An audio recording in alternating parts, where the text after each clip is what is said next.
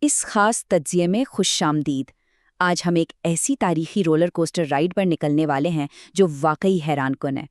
ہم بالکل غیر جانبدارانہ طریقے سے ایک صدی سے بھی زیادہ عرصے پر محیط ان بدلتے ہوئے تعلقات اور اتحادوں کا جائزہ لیں گے جن کا انجام 2026 کی اس خوفناک جنگ کی صورت میں ہوا جس نے سب کچھ ہلا کر رکھ دیا۔ آج کا یہ تجزیہ روایتی تاریخ کا کوئی خشک سبق نہیں بلکہ ایک ہائی انرجی کاؤنٹ ڈاؤن ہے۔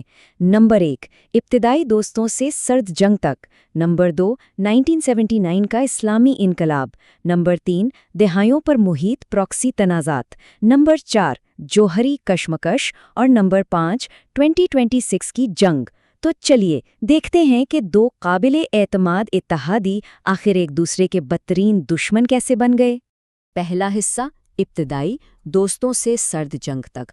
اچھا، سیدھا مدے پر آتے ہیں اور ایک ایسی حقیقت سے آغاز کرتے ہیں جو شاید بہت سے لوگوں کے لیے بالکل نئی ہو۔ ایک وقت تھا جب امریکہ کو مشرق وسطی میں ایران کا سب سے بہترین اور قابل اعتماد مغربی اتحادی سمجھا جاتا تھا۔ اب یہاں سب سے دلچسپ بات یہ ہے کہ 19ویں صدی کے آخر اور 20ویں صدی کے اوائل میں ایرانی عوام برطانیہ اور روس کے استعماری عزائم سے سخت خوفزدہ تھے۔ خیر، اس وقت کے ایرانی آئین پسند امریکہ کو ایک ہیرو اور ایک ایسی تیسری طاقت مانتے تھے جو ان کی آزادی کی حفاظت کر سکتی تھی، اور امریکہ نے مورگن شسٹر جیسے مالیاتی ماہرین وہاں بھیجے بھی تاکہ ایران کی معیشت کو مضبوط کیا جا سکے۔ یہ ایک مکمل اعتماد کا دور تھا۔ لیکن پھر وقت بدلا۔ سرد جنگ کے دوران تعلقات کی نوعیت بالکل تبدیل ہو گئی۔ 1953 میں امریکی CIA اور برطانوی MI6 کی مدد سے ہونے والی بغاوت نے شاہ ایران کو واپس اقتدار دلایا، جسے بہت سے لوگ دوستی میں دراڑ کا ابتدائی نقطہ مانتے ہیں۔ اور صدی کی سب سے بڑی ستم ظریفی تو یہ ہے کہ 1957 میں امریکہ نے ہی ایٹمز فار پیس پروگرام کے تحت ایران کے اس جوہری پروگرام کی بنیاد رکھی۔ ہاں، وہی پروگرام جس پر اسے دہائیوں بعد بمباری کرنی پڑی۔ 1970 کے دہائی تک آتے آتے شاہ کو بڑے پیمانے پر امریکی اسلحہ فروخت کیا جا رہا تھا۔ دوسرا حصہ، 1979 کا اسلامی انقلاب۔ اب ہم اس دور میں داخل ہو رہے ہیں جہاں ایک لمبے عرصے سے پکنے والا پریشر کوکر آخرکار پھٹ پڑتا ہے۔ معاشی بحران، بے روزگاری اور سیاسی بے چینی، ان سب نے مل کر ایک ایسے مکمل زوال کی بنیاد رکھی جس نے نقشہ ہی بدل کر رکھ دیا۔ سر اس بات پر غور کرتے ہیں، شاہ کی شاندار قیادت میں ایران دنیا کے سب سے زیادہ ہنگامہ خیز خطوں میں سے ایک میں استحکام کا ایک جزیرہ ہے۔ یہ ہو بہو صدر جمی کارٹر کے الفاظ ہیں جو انہوں نے 1977 کے آخری دن کہے تھے۔ یہ کتنی حیران کن بات ہے، صحیح؟ یہ دکھاتا ہے کہ حقائق کتنی تیزی سے اور ڈراماٹی انداز میں بدل سکتے ہیں۔ جہاں استحکام کے دعوے ہو رہے تھے، وہاں دراصل ایک بہت بڑا طوفان دروازے پر کھڑا تھا۔ اور یہی چیز اس انقلاب کے ڈومینو اثر کو بہترین انداز میں واضح کرتی ہے۔ صرف ایک سال کے اندر ایک کے بعد ایک واقعہ رونما ہوا۔ 1978 میں بڑے پیمانے پر عوامی مظاہرے شروع ہوئے۔ جنوری 1979 میں شاہ کو ملک سے فرار ہونا پڑا۔ اس کے فوراً بعد فروری میں آیت اللہ خمینی نے اقتدار سنبھال لیا، اور پھر نومبر 1979 میں امریکی سفارت خانے پر قبضہ ہو گیا۔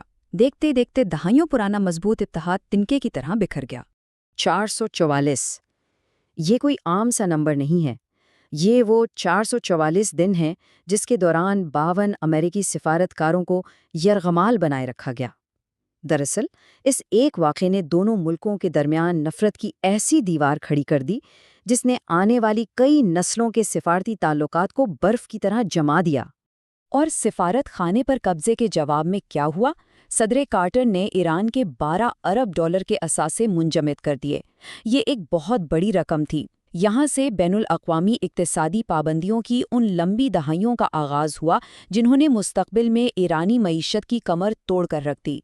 تیسرا حصہ، دہائیوں پر محیط پراکسی تنازعات۔ اس براہ راست تصادم کے بعد ہم اب جوابی کارروائیوں اور بالواسطہ جنگوں کے ایک لمبے دور میں آتے ہیں۔ دونوں دھڑوں نے آمنے سامنے کی روایتی جنگ لڑے بغیر مختلف محاذوں پر ایک دوسرے کو نشانہ بنانا شروع کر دیا۔ یہ واقعی کسی سیاسی شطرنج کی کھیل جیسا تھا۔ 1980 کی دہائی میں امریکہ نے ایران عراق جنگ کے دوران عراق کو اسلحہ فراہم کیا، پھر 1983 میں لبنان میں حزب اللہ کی طرف سے، جسے ایران کی حمایت حاصل تھی، خطرناک بم دھماکے ہوئے، اور اس کے بعد 1988 میں امریکہ کی طرف سے آپریشن پرینگ مینٹس کے نام سے ایک بہت بڑا بحری حملہ کیا گیا۔ ہر نئے قدم کے ساتھ کشیدگی میں کئی گنا اضافہ ہوتا گیا۔ اسی کشیدگی کے ماحول میں ایک انتہائی افسوسناک سانحہ پیش آیا۔ 290 عام شہری۔ 1988 میں امریکی بحری جہاز USS ونسنس نے غلطی سے ایران ایئر کی پرواز 655 کو مار گرایا، جس میں یہ 290 لوگ مارے گئے۔ اس دردناک واقعے نے ایرانی عوام کے دلوں میں سخت ناراضگی اور دکھ کو ہمیشہ کے لیے پیوست کر دیا۔ وقت آگے بڑھا اور امریکی پالیسی بھی بدلتی رہی۔ بل کلنٹن کے دور میں دوہری روک تھام کی پالیسی آئی۔ پھر جارج ڈبلیو بش نے ایران کو برائی کا محور قرار دے دیا، اور 2000 کی دہائی میں CIA اور اسپیشل فورسز کے خفیہ مشنز کا دائرہ مزید وسیع کر دیا گیا۔ ایک طرف امریکہ دباؤ بڑھا رہا تھا تو دوسری طرف ایران بھی مشرق وسطیٰ میں اپنے محور مزاحمت کو تیزی سے پھیلا رہا تھا۔ چوتھا حصہ، جوہری کشمکش۔ اب ہم جدید دور کے سب سے بڑے اور فیصلہ کن تنازع پر بات کریں گے، جس کا مرکز مکمل طور پر ایران کی جوہری صلاحیتیں اور اس کے ارد گرد گھومتی ہوئی سفارتی کشمکش ہے۔ یہاں ہمیں ایک زبردست سفارتی ٹکراؤ دیکھنے کو ملتا ہے۔ ایک طرف اوباما دور کا 2015 کا جوہری معاہدہ تھا، جس میں پابندیوں میں نرمی کے بدلے یورینیم کی افزودگی پر سخت پابندیاں لگائیں گئیں، لیکن پھر 2018 میں ٹرمپ دور میں امریکہ اس معاہدے سے یک طرفہ طور پر نکل گیا۔ اس اچانک تبدیلی کا نتیجہ یہ نکلا کہ سفارتی کوششیں دم توڑ گئیں اور ایران نے بھی افزودگی کی حدود کو عبور کرنا شروع کر دیا۔ اور اسی سے جنم لیتی ہے زیادہ سے زیادہ دباؤ کی مہم۔ اسے سمجھنا بہت ضروری ہے۔ ٹرمپ انتظامیہ نے 2018 میں 1500 سے زیادہ پابندیاں دوبارہ عائد کر دیں۔ ہدف کیا تھا؟ ایران کے مالیاتی، تیل اور جہاز رانی کے شعبوں کو نشانہ بنا کر اس کی معیشت کو پوری طرح مفلوج کرنا۔ اسی شدید معاشی حقیقت نے اس دھواں دھار ماحول کی بنیاد رکھی جو 2026 تک جانے والا تھا۔ چلیے آگے بڑھتے ہیں اور دیکھتے ہیں کہ یہ آگ بھڑکی کیسے۔ 2020 کی دہائی آتے آتے حالات بہت تیزی سے بگڑے۔ 2020 میں امریکی حملے میں جنرل قاسم سلیمانی کا قتل ہوا۔ بائیڈن دور میں ویانا مذاکرات تعطل کا شکار ہو گئے، اور پھر 2023 کی غزہ جنگ کے دوران پراکسی حملوں میں بے تحاشا اضافہ ہو گیا۔ تصادم اب ناگزیر لگ رہا تھا۔ پانچواں اور آخری حصہ، 2026 کی جنگ۔ ہم اس تجزیے کے عروج پر پہنچ چکے ہیں۔ ایک صدی سے بننے والا دباؤ جس نے پورے خطے کو دہکا رکھا تھا، آخرکار ایک خوفناک دھماکے کے ساتھ پھٹ پڑا۔ جنگ سے پہلے کا آخری وقت انتہائی تیزی سے گزرا۔ جنوری 2026 میں امریکہ نے خطے میں بڑے پیمانے پر اپنی فوج اکٹھی کی۔ عمان کے شہر مسقط میں آخری سفارتی کوششیں کی گئیں، لیکن وہ سب ناکام رہے۔ اور پھر 28 فروری 2026 کا وہ دن آیا جب امریکہ اور اسرائیل نے مشترکہ فضائی حملوں کا آغاز کر دیا۔ تباہی کی گھنٹی بج چکی تھی۔ حملوں کا پیمانہ واقعی ہلا دینے والا تھا۔ آپریشن ایپک فیوری یا رورنگ لائن کے تحت امریکی اور اسرائیلی فوجوں نے تقریباً 500 مقامات کو نشانہ بنایا۔ ان کا واضح مقصد حکومت تبدیل کرنا اور سپریم لیڈر خامنئی کو نشانہ بنانا تھا۔ لیکن جواب میں ایران خاموش نہیں رہا۔ اس نے 5 خلیجی ریاستوں میں موجود امریکی آڑوں پر بیلسٹک میسائلوں کی بارش کر دی اور دنیا کے اہم ترین تجارتی راستے آبنائے ہرمز کو بند کر دیا۔ خطے میں وسیع پیمانے پر تباہی پھیل گئی۔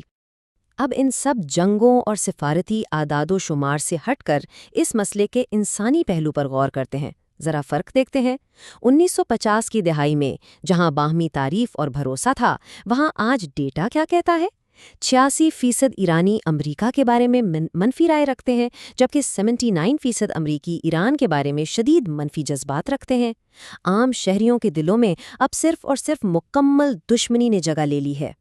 ایک صدی سے بھی زیادہ عرصے پر محیط اس تاریخ کو دیکھنے کے بعد، جہاں قابل اعتماد دوستوں سے بات شروع ہو کر دنیا کے بدترین دشمنوں تک آ کر رکی، ذہن میں صرف ایک ہی آخری سوال رہ جاتا ہے۔ 2026 کی اس ہولناک جنگ اور نسلوں تک منتقل ہونے والی دشمنی کے بعد کیا کشیدگی اور تباہی کے اس خوفناک چکر کو کبھی واقعی توڑا جا سکے گا؟ یہ ایک ایسا سوال ہے جس نے آنے والے کل کے لیے بہت سی باتیں سوچنے پر مجبور کر دیا ہے۔ اس تجزیے کا حصہ بننے کا بہت شکریہ۔